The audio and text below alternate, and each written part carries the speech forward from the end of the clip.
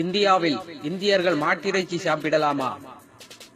இந்தியாவில் மட்டுமில்லை, உலகம் முழுவதும் உள்ள பெரும்பான்மை மக்கள் மாட்டிறைச்சியை உணவாக உட்கொள்கிறார்கள். ஆனால் இந்தியாவில் மட்டுமே இந்த சந்தேகம். பிரச்சனை வருவதற்கு காரணம் என்ன? அதற்கு பின்னாடி இருக்கும் மர்மம் என்ன?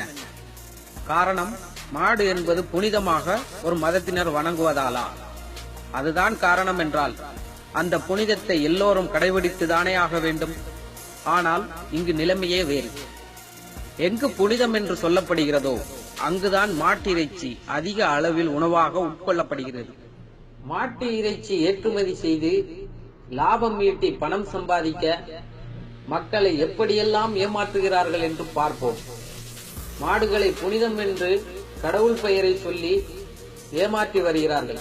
அதனால் இந்து மத வேத நூல்கள் என்று சொல்லப்படும் உபநிஷதங்கள் மாடுகளை புனிதம் என்று சொல்கிறதா என்று ஆராய்ந்தால் இல்லை, இல்லவே இல்லை. அதற்கு மாறாக மாட்டு இறைச்சியை ஒவ்வொரு தம்பதியினரும் கண்டிப்பாக உணவாக எடுத்துக்கொள்ள வலியுறுத்துகிறது.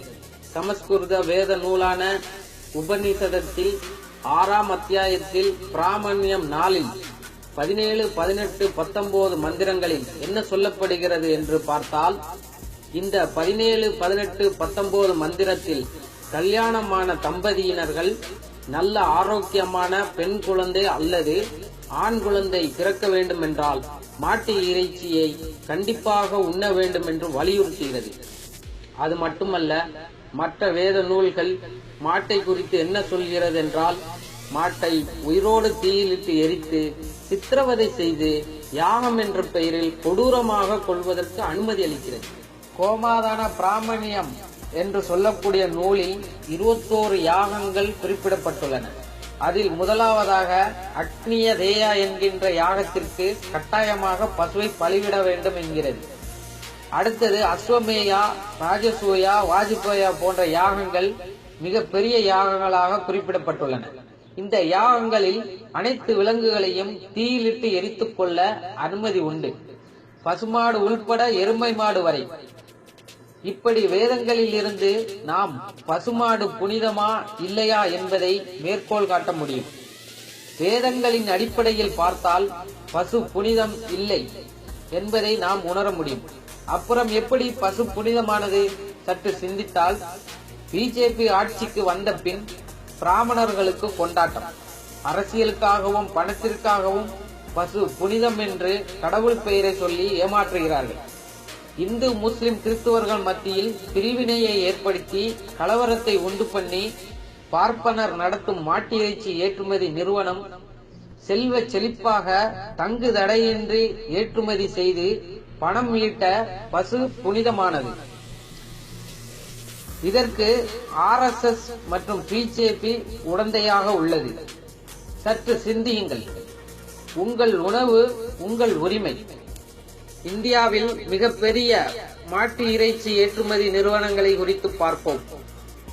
அல் கபீர் எக்ஸ்போர்ட் பிரைவேட் லிமிடெட், இதன் முதலாளிகள் சதீஷ் மற்றும் அதுல் சபர்வால், மும்பை, மகாராஷ்டிரா. இரண்டாவதாக அரேபியன் எக்ஸ்போர்ட் பிரைவேட் லிமிடெட், இதன் முதலாளி சுனில் கபூர், மும்பை, மகாராஷ்டிரா. மூன்றாவதாக MKR frozen good export private, இதன் முதலாளி மதன் அபோட், புதுதில்லி. நான்காவதாக PML இண்டஸ்ட்ரீஸ் பிரைவேட் லிமிடெட், இதன் முதலாளி AS பிந்த்ரா, சண்டிகர், பஞ்சாப். இந்த இந்துக்களுடைய நிறுவனங்களின் பெயர்களை கவனியுங்கள். முதலில் 2 நிறுவனங்கள் அரபு பெயர்களை கொண்டிருக்கின்றன. மாற்று இறைச்சி ஏற்றுமதி செய்யும் இந்த நிறுவனங்கள் அரபு நாடுகளின் நன்மதிப்பை பெறவும், முஸ்லிம்களால் இந்த நிறுவனங்கள் இஸ்லாமிய முறையில் நடத்தப்படுவது போன்ற தோற்றத்தை ஏற்படுத்தவும் இது போன்ற பெயர்களை தேர்ந்தெடுத்துள்ளன. அடுத்த 2 நிறுவனங்களும் பொதுவான பெயர்களையே வைத்திருக்கின்றன. இவற்றுக்கும் மேற்கண்ட நிறுவனங்களின் நோக்கம் உள்ளார்ந்த ரீதியில் உள்ளது. அதே சமயம் இந்த நிறுவனங்களை நடத்துவது இந்துக்கள் தான் என்று வெளியில் தெரியக்கூடாது என்பதில் இந்த 4 மாட்டிறைச்சி நிறுவனங்களும் ஒருமித்த கருத்தில் இருந்து கொண்டு இறைச்சி வியாபாரத்தில் கொழுத்து இருப்பது தெள்ளத் தெளிவாக தெரிகிறது. இந்தியர்கள் அனைவருமே இதை உணவாக சாப்பிட்டால் இவர்களது ஏற்றுமதி பாதிக்கப்படும். அதனால் இந்தியாவின் வருமானமும் பாதிக்கக்கூடும். இங்கு இதை அறியாத மக்களிடையே புனிதம் என்று சொல்லி மத கலவரத்தை செய்ய முடியாது. அரசியல் அதிகாரம் கெட்டு போய்விடும் என்ற காரணத்தினால் 2007 to 2008 ஆண்டில் இந்தியாவில் இருந்து 3533 கோடி ரூபாய் மதிப்புக்கு மாட்டு இறைச்சி ஏற்றுமதி செய்யப்பட்டது.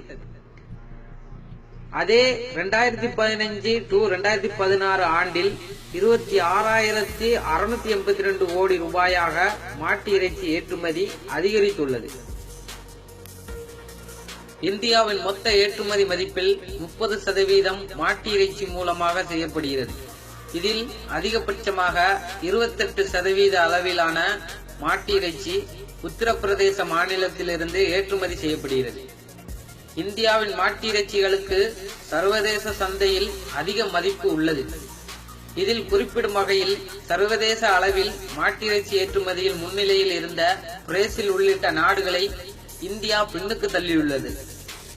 இப்போது சொல்லுங்கோ, இந்தியாவில் இந்தியர்கள் மாட்டிறைச்சி சாப்பிடலாமா? புனிதமா புதிரா? இந்த புனிதம் என்று சொல்லுவது அரசியலா இல்லை மதமா?